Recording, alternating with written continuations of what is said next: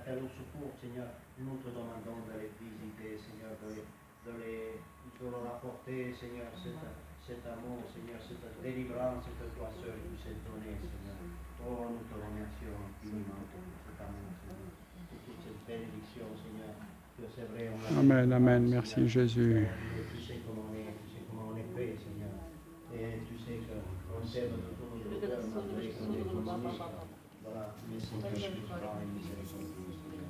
Oh, merci, Père. Merci, Seigneur. Merci Seigneur Gloire à Jésus. ton nom, ton merveilleux nom. Gloire à ton merveilleux nom, Jésus. Merci Seigneur Jésus. Merci Seigneur Jésus. Merci Seigneur Jésus. Voilà, on va laisser la place un moment à notre frère. Hein? Merci Jésus. C'est impressionnant parce que j'ai jamais fait ça. Je suis un peu intimidé, mais c'est Jean-Paul qui m'a poussé, mais c'est un peu de sa faute, un peu de ma faute plutôt. Parce que je dis, il faut que je partage quelque chose. Et ce que je veux partager ce soir avec vous, c'est la prière que vient de faire Eugène, justement. C'est pas la guérison, mais c'est le chemin qui mène à la guérison. Une fois qu'on est guéri, il se passe plein de choses, sans aucun doute. Mais le plus dur, je pense, c'est ce chemin qui mène à la guérison et qui, chaque jour, si on le veut bien, si on regarde au Seigneur, il nous rapproche un peu plus de lui.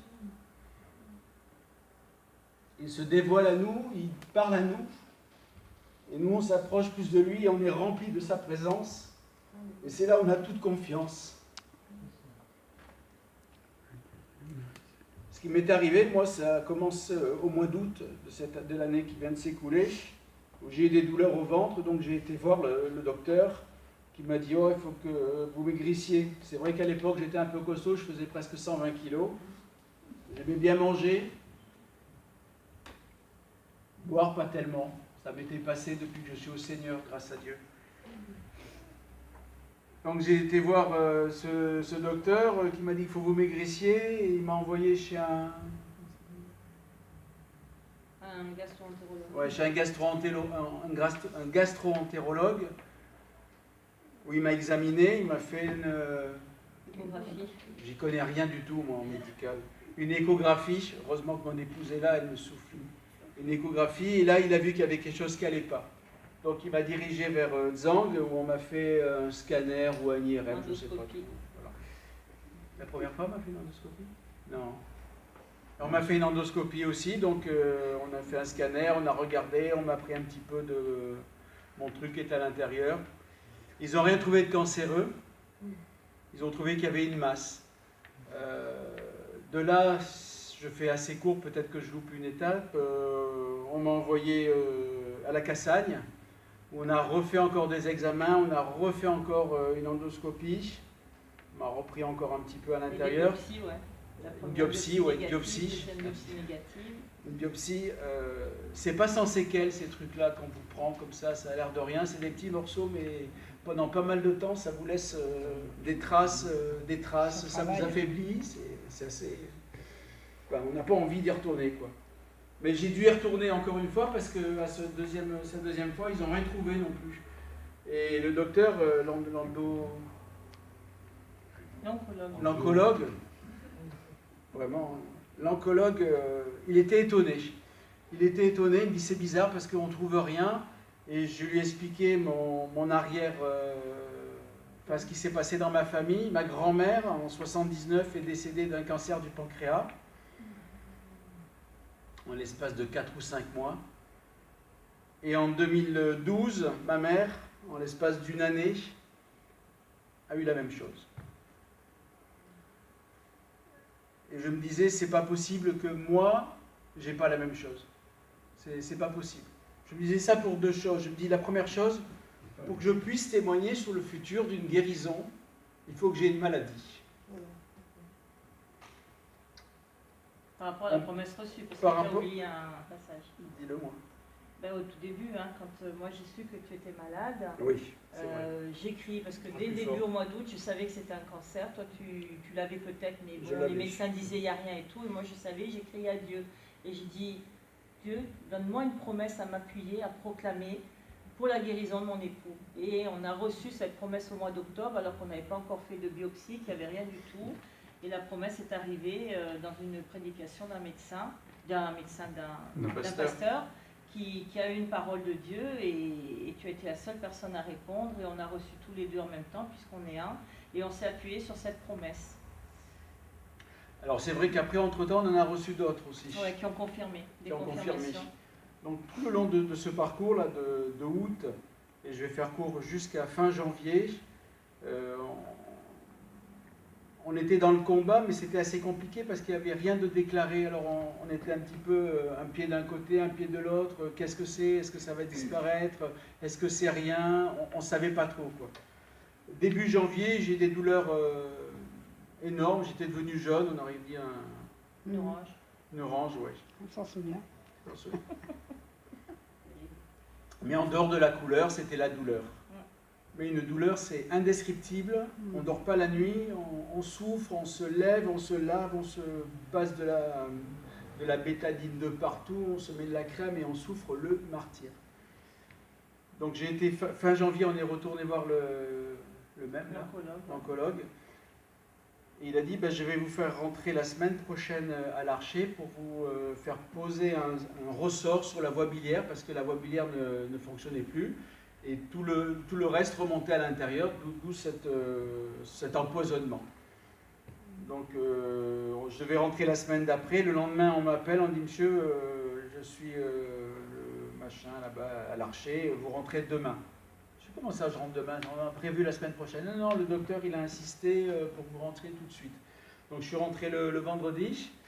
On m'a fait l'opération le lendemain matin, je crois, ou l'après-midi, je ne sais plus. Et le docteur de garde, lorsqu'elle est venue me voir, elle me dit, monsieur, vous savez, vous revenez de loin parce que vous étiez vraiment empoisonné.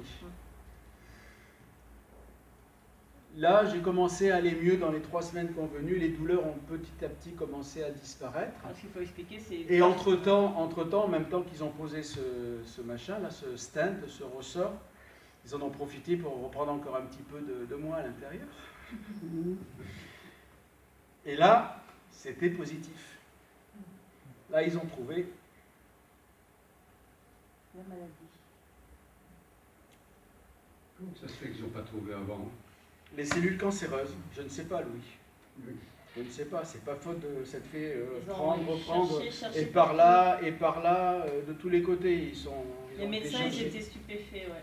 Je n'ai pas trouvé. Et là, donc, ça a été la chose qui m'a... J'étais pas soulagé, c'est pas le mot, parce qu'on n'est pas soulagé qu'on a fait ça. Mais je savais maintenant contre quoi... Il fallait que tu te battes. Enfin, ils se battent. Ah. Donc les chimios ont commencé. À la première chimio, les douleurs sont revenues parce que les médicaments qui me donnaient contre la douleur depuis ce début de ce mi-janvier là ne faisaient plus du tout effet. Donc ils ont dû me redonner d'autres médicaments. À chaque fois qu'à la Cassagne, on vous redonne d'autres médicaments et s'écoule une dizaine de jours. Plus quelques jours encore pour que les médicaments commencent à être faits. Donc vous repartez dans la douleur, dans la souffrance et tout. Et puis vous repartez avec l'effet chimio. Voilà. Ce que je peux dire là, parce que tout ça c'était pour vous retracer un petit peu l'historique qui n'est pas super intéressant du parcours de cette maladie, c'est que tout le temps,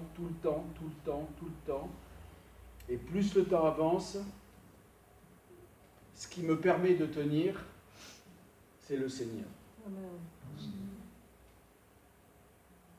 Sa promesse. Sa promesse, je sais qu'il est là, il nous parle, il nous conduit. Chaque jour, il renouvelle ses bénédictions. Chaque jour, il fait des miracles. Chaque jour, il fait des prodiges.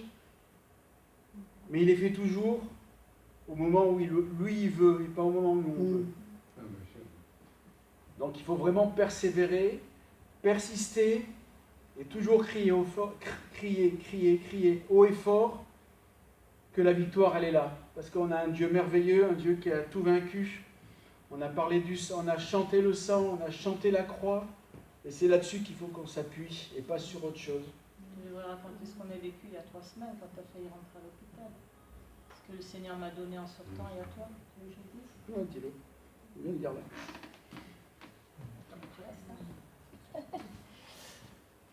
Quand il y a 3 semaines, il est vraiment allé très mal. Il ne mangeait plus. Mais il ne mangeait plus, il ne buvait plus. Et ça, on ne le savait pas parce qu'on nous parle de l'esthétique, on nous parle des cheveux, on nous parle de la peau, des ongles. Mais le plus important, c'est la J'avais perdu douleur. 15 kilos en l'espace de pas grand-chose. C'est-à-dire qu'à chaque chimio, je perdais entre 4 et 5 kilos. Donc je fondais à vue d'œil. C'est pas parce que je le voulais, c'est pas parce que je faisais un régime ou quoi que ce soit, c'est simplement que je n'arrivais plus à manger. Et quand je mangeais, excusez-moi hein, du mot, j'avais des diarrhées énormes, ce qui fait que ce qui rentrait d'un côté, ça repartait et je gardais rien et je maigrissais à vue d'œil comme ceci. Et on se battait un peu avec les médecins parce que moi-même j'avais reçu la conviction que pas la chimio, parce que le Seigneur nous avait dit la chimio, mais il avait dit à Philippe, par la voix d'un pasteur aussi, cette promesse, et tu guériras, mais ça sera ma main, ça ne sera pas la main de l'homme, et il n'est pas opérable, on ne peut pas l'opérer. Donc ça, on a la certitude que la main de Dieu est là, sa promesse est là. Et quand il a commencé à avoir la chimio, on lui a donné des piqûres pour refaire les globules blancs. Or, ces piqûres, son corps ne les accepte pas. Elles sont très douloureuses. Mais c'est un produit que personne ne connaît vraiment. Et moi, j'avais remarqué, mais j'avais ressenti vraiment qu'à chaque fois qu'il avait ses piqûres, quelle que soit la période dans la chimio, il était tout de suite très malade et tout de suite, ça lui déclenchait tout ça. Et à plusieurs reprises, je l'ai dit à l'oncologue, j'ai dit, il y a un problème avec les piqûres. Il me dit, non, madame, c'est pas possible, c'est la chimio.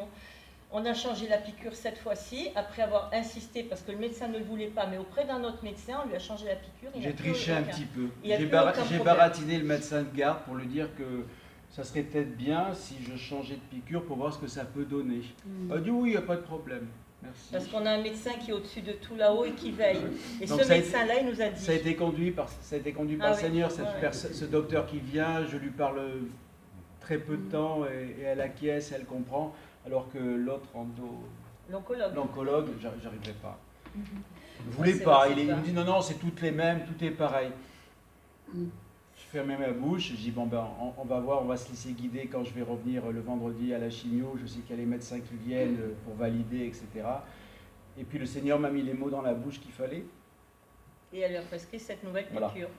Et cette nouvelle piqûre, je l'ai eu une fois. Oui, ben non, mais il y a voilà, tu n'as pas été malade du tout cette semaine. Mercredi, il y a 8 jours en arrière, et j'ai pas eu du tout les effets que j'avais avec les autres piqûres.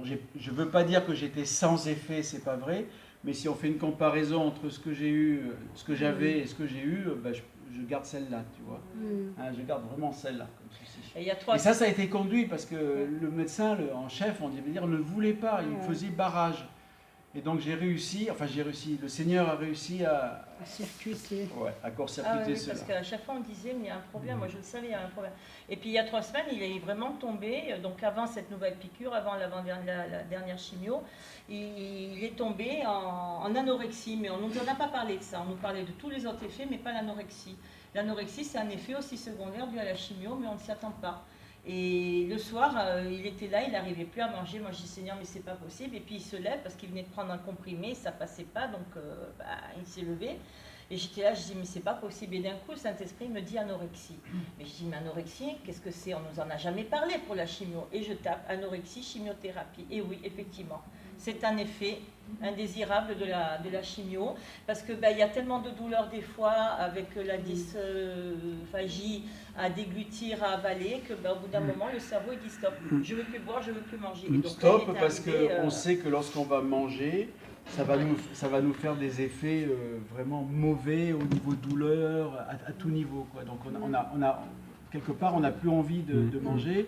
En plus, c'est vrai qu'on a du mal à déglutir avec la chimio. Il y a plein de facteurs qui viennent s'ajouter comme ceci. Mais encore une fois, à chaque fois, on est en dehors des médecins. À chaque fois, on est dans le combat à prier, à louer Dieu, et à dire Seigneur, tu me donnes la force de manger, tu me donnes la force de faire cela, tu me donnes la force de faire ceci. Et à chaque fois, il nous la donne. Il nous la donne à chaque fois. Mais il faut lui demander, il faut persévérer tout le temps. Il ne faut pas juste dire Seigneur, tu me la donnes et puis on va faire autre chose. Non, il faut vraiment être avec lui. Et c'est un bonheur d'être avec notre Seigneur à chaque fois. D'être dans sa présence, c'est magnifique, vraiment. C'est magnifique. C'est un combat parce qu'on voit le chemin. Et le Seigneur, il a permis que Philippe tombe très bas. Donc quand il a vraiment eu ce problème d'anorexie, il a perdu énormément. Le premier oncologue qui était celui d'Elisabeth, on ne le savait pas à ce moment-là, mais je l'ai compris parce que Saint-Esprit me l'a dit et j'ai appelé Elisabeth pour lui dire. Elle m'a dit c'est lui. J'ai dit waouh. Et il voulait déjà le faire entrer à l'hôpital parce qu'il avait trop perdu de poids. Et Philippe a dit non. Mais là, ça allait encore. Mais 8 jours après, ça allait plus du tout. J'avais reperdu encore. Il avait encore reperdu, il mangeait plus du tout. Donc là, j'avais reçu que c'était l'anorexie. Et là, j'appelle l'hôpital et l'oncologue me rappelle et je discute avec lui parce qu'il était couché, il ne pouvait plus bouger, il était trop faible.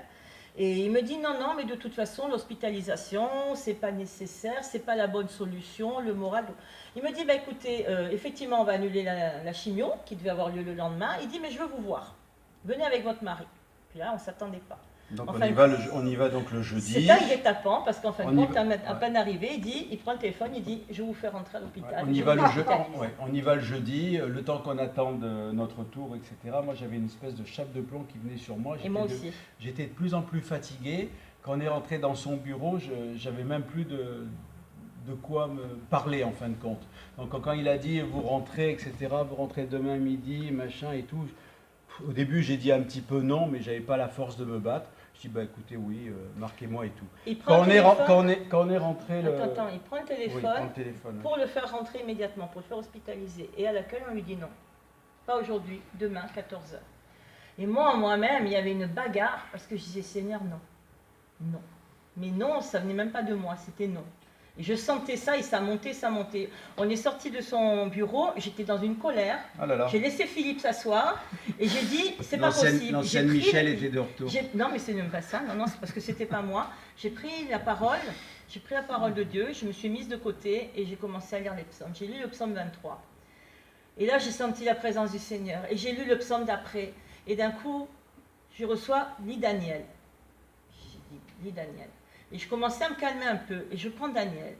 Et dans Daniel 1, il est écrit que Daniel, qui était donc chez ce roi, chez qui ils avaient été déportés, le roi voulait qu'ils mangent à sa table, à leur table, hein, tous ensemble, et les mets du roi. Et eux, ils ne devaient pas manger les mets du roi. Et donc il va voir l'eunuque qui dit non, non, je ne peux pas manger. Et l'eunuque qui dit ça ne va pas être possible. Il dit non, non, donne-moi pendant 10 jours que des légumes et de l'eau, et tu verras que je prendrai du poids. Et 10 jours après, effectivement, ils étaient plus beaux. Waouh, Seigneur, là, ce que tu me dis, c'est qu'il ne faut pas qu'on se repose sur la main de l'homme, mais sur toi. Et c'est pour ça que j'étais tellement en colère, parce que je sentais qu'il ne devait pas rentrer à l'hôpital. Et juste après, je lis, mes yeux ne vont pas nulle part ailleurs, c'est le Dieu qui change les circonstances en un instant. J'ai dit, waouh, Seigneur, ça je prends parce que c'est toi, c'est toi. Donc, il m'appelle, le taxi arrive. Ouais. On prend le taxi, on arrive à la maison, il sort de la voiture. Il commence à parler, il dit mais qu'est-ce qui s'est passé là-bas? J'avais repris. Il avait repris ses esprits. Je pense que j'étais sorti de. J'avais un blocage et on peut s'imaginer qui me bloquait. C'était l'ennemi qui le bloquait, il y avait une chape de plomb. Et donc quand je suis rentré, j'ai dit.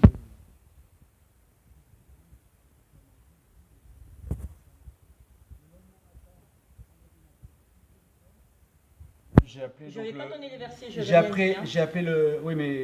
appelé le secrétariat, je dis j'aimerais annuler le rendez-vous pour demain, pour cet après-midi 14h. Je ne rentrerai pas à l'hôpital pour faire ce que le docteur François m'a... Bah, attendez, bougez pas, je vous passe le docteur François. Je lui ai jamais aussi rapidement parlé à ce monsieur. D'habitude, il faut entre 3 et 6 heures, quoi. Il m'appelle, il me dit, mais non, mais c'est pas possible, vous vous rendez pas compte et tout. Je fais, écoutez, docteur, c'est comme ça, et vous verrez que la semaine prochaine, lorsque je vais venir à la chimio, j'aurai repris du poids. Il me dit, bon, à ce moment-là, vous venez le jeudi pour que je vous voie et qu'on en parle. Je vais vous plaisanter ou quoi? Je vais venir le jeudi matin de Antibanis, et le vendredi, je vais revenir, et pour vous voir quoi, un quart d'heure? Je fais, si vous voulez, vous m'appelez, mais je ne vais pas venir vous voir. Je sais parce que la fois que je suis venu, je suis parti à 8h30 le matin, je suis rentré à midi chez moi pour vous parler pendant un quart d'heure, j'étais crevé, ça m'a vidé, ce qui s'était passé. Il me dit, ouais, il rouspétait le monsieur quand même. Hein. C'est comme ça et c'est pas autrement. Non, c'est comme ça, docteur, c'est pas autrement. Je fais, mais le vendredi, vous êtes là ou vous n'êtes pas là? Je ne comprends pas. Il me dit, oui, je suis là, mais je ne suis pas exactement là et tout. Je fais, vous pouvez passer me voir. À ce moment-là, pour valider. Il dit, bah oui, exceptionnellement, alors je vais faire comme ça. Le vendredi matin, je ne l'ai pas vu.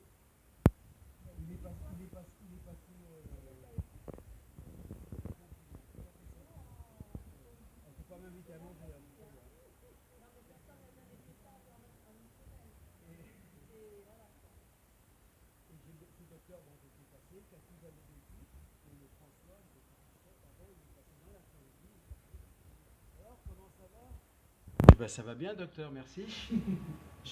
J'imagine que vous avez vu les examens, les résultats. Je dis en dehors des hémoglobines, donc des globules rouges, qui sont encore un petit peu basses, le reste, tout est bon.